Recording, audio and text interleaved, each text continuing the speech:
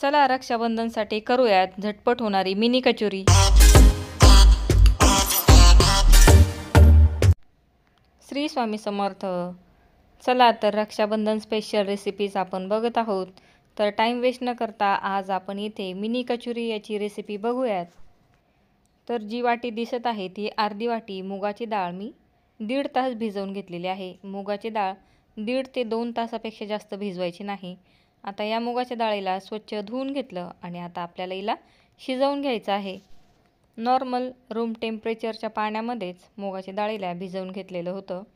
आता अर्धा ग्लास याच्यामध्ये पाणी टाकलेलं आहे आणि अर्धा चमचा टाकलेला आहे मीठ। त्याच्याबरोबरच गोड चटणीची तयारी करूयात। त्याच्यासाठी 2 चमचे गूळ, अर्धा ग्लास पाणी, 2 चमचे साखर, थोडीशी काश्मीरी मिरची टाकली। आता गॅसची फ्लेम स्लो ठेवून डाळ आणि गोड चटणी दोन्ही आपण इथे बनवून घेऊयात। तर डाळ 8 ते 9 मिनिटांमध्ये शिजेल आणि गोड चटणीला 9 ते 10 मिनिटं लागतील। डाळ आपल्याला खूप शिजवायची नाही, फक्त 70 ते 80% डाळीला शिजवायचं आहे। तोपर्यंत कचोरींसाठीचं पीठ लावून घेऊयात। तर 2 कप मैदा घ्यायचा आहे। माझ्याजवळ मैदा कमी होता म्हणून मी थोडंसं गहूचं पीठ टाकलेलं आहे। 2 कप मैदा, अर्धा चमचा मीठ, अर्धा चमचा ओवा चांगला हाताने क्रश करून घालायचा आणि 2 चमचे याच्यामध्ये साजूक तूप घालायचं।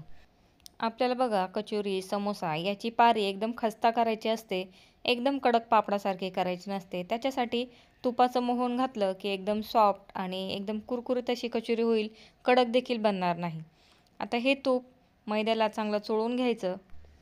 बराच वेळेस बघा व्यवस्थित मिक्स केलं नाही तर मैद्यामध्ये तुपाच्या गाठी राहतात आणि त्या लाटताना मध्ये मध्ये येतात, म्हणून तूप इथे मैद्याला चांगलं चोळून घ्यायचं। आणि आता इथे आपण पीठ मळून घेणार आहोत।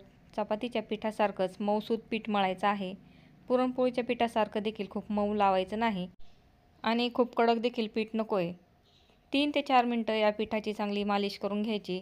आपण पुरणपोळीचं पीठ असं आपटतो ना, त्याचप्रमाणे या पिठाला आपटून घ्यायचं, म्हणजे त्यातील स्टार्च तो पूर्ण रिलीज होईल आणि पीठ एकदम मऊसूत बनेल। आता मध्ये मध्ये आपण गोड चटणी आणि डाळ दोघांनाही मिक्स करायचं। डाळ 70% शिजलेली आहे। 7 मिनिटांमध्येच इथे डाळ शिजलेली आहे आणि गॅसची फ्लेम स्लोच ठेवलेली होती। आता डाळीमध्ये थंड पाणी टाकायचं आणि यातील पूर्ण पाणी गाळून घ्यायचं। डाळ एकदम मोकळी मोकळी व्हायला हवी। आता डाळीचं पाणी गळतंय तोपर्यंत आपण मसाले बनवूयात। तरी ते गोड चटणी झालेली आहे। मला कचोरीवरती पातळ चटणी हवी आहे म्हणून मी पातळ ठेवलेली आहे। तुम्हाला घट्ट आवडत असेल तर अजून त्याच्यामध्ये थोडंसं गूळ घालून उकळून घेतलं तरी चालेल। तर चला आता इथे अद्रक बारीक बारीक कापून घेतलेलं आहे आणि एक हिरवी मिरची देखील कापून घेतलेली आहे। तुम्ही अद्रक किसून घेतलं तरी चालेल।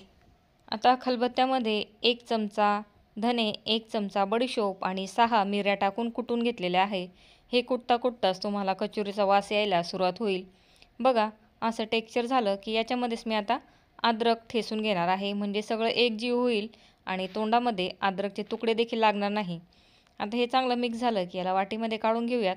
या कचोरीला खूप मसाले लागत नाही, परंतु टेस्ट एकदम परफेक्ट येते। आता डाळीचं पूर्ण पाणी काढून घेतलेलं आहे। आता पॅनमध्ये 1 ते 2 चमचेच तेल घालायचं, जास्त घालायचं नाही। त्याच्यामध्ये पाव चमचा हिंग आणि अर्धा चमचा जिरं चांगलं लाल करून घ्यायचं। नंतर आपण बनवलेला मसाला तो घालायचा आणि 2 मिनिटं परतवून घ्यायचं। आता 1 मिरची बारीक कापून ठेवली होती ती घालायची। चांगला मसाला परतवून घ्यायचा आणि बघा डाळ टाकून घ्यायची। डाळ जवळपास 70-80% शिजलेली आहे, त्याच्यामुळे पटकन इथे स्मॅश होईल। डाळीमध्ये अजिबात पाणी राहू द्यायचं नाही, जेवढं शक्य आहे तेवढं पाणी काढून घ्यायचं। आता डाळ देखील चांगली मिक्स करून घ्यायची। 3 मिनिटं मी स्लो फ्लेमवरती डाळ मिक्स करून घेतली। आता अर्धा चमचा लाल मिरची पावडर, पाव चमचा हळद, अर्धा चमचा आमचूर पावडर टाकली आणि चांगलं मिक्स करून घेतलं।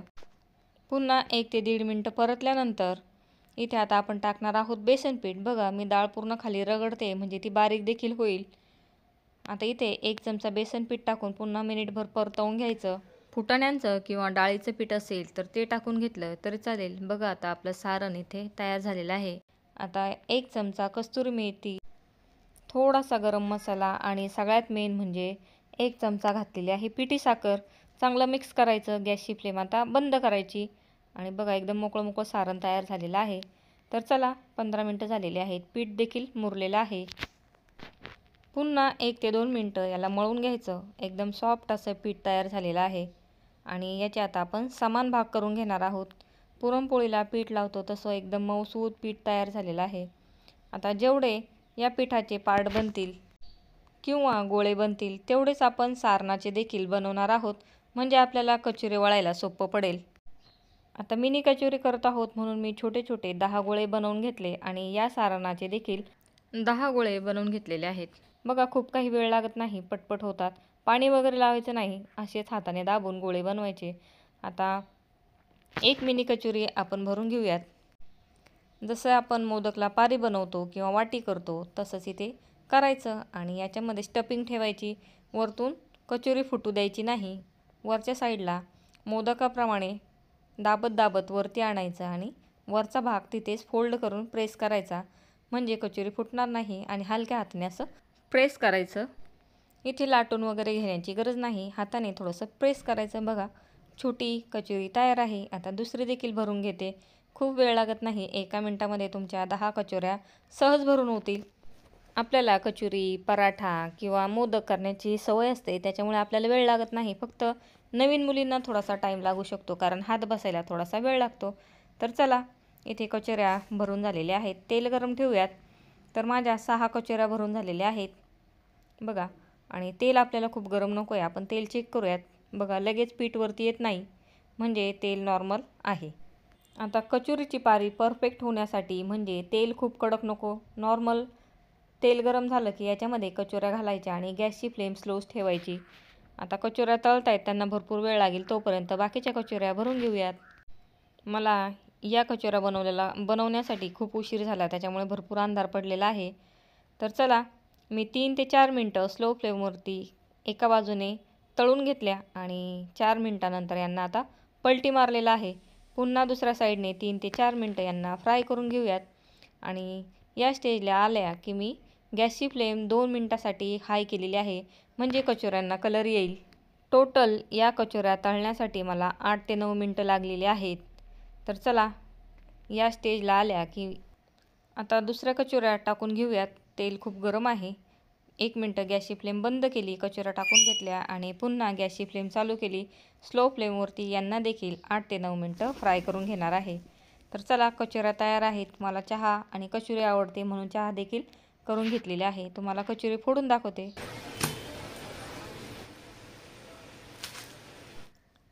चला, तर आपल्या इथे जशा आपल्याला हव्या आहेत तशा कचोऱ्या झालेल्या आहेत. तर प्लेटिंग करून घेऊयात. गोड चटणी तर आपण केलेली आहे, ती घालूयात. बघा, गोड चटणी मी पातळ ठेवलेली आहे, कारण कचोरी गोड चटणी जर पातळ असेल तर पटकन भिजते. आणि वरतून थोडंसं आंबट दही घातलेलं आहे. आणि ही हिरवी चटणी, तर ही हिरवी चटणी मी दाखवली नाही, कारण माझ्याजवळ कोथिंबीर कमी होती. तर मी याच्यामध्ये 2 चमचे फूड कलर टाकून घेतला, म्हणजे त्याला डार्क हिरवा कलर आला. लसूणची चटणी घातली, वरतून शेव घातली आणि बघा, आपली कचोरीची प्लेट तयार आहे. तर तुम्हाला कशी कचोरी आवडते? मला चहाबरोबर आवडते. मी सुकी कचोरी चहाबरोबर खात असते. तर आता इथे कचोरी आहे, दही आहे, हिरवी चटणी आहे, शेव आहे, गोड चटणी आहे आणि एक कचोरीची डिश देखील आपली तयार आहे. नक्की ट्राय करून बघा, झटपट होते. आता मला व्हिडिओ शूट करायचा होता म्हणून वेळ लागला, परंतु 35 ते 40 मिनटामध्ये ही कचोरी बनवून तयार होईल. नक्की ट्राय करून बघा आणि व्हिडिओ जर आवडला तर लाईक, शेअर आणि सबस्क्राईब करायला विसरू नका. धन्यवाद.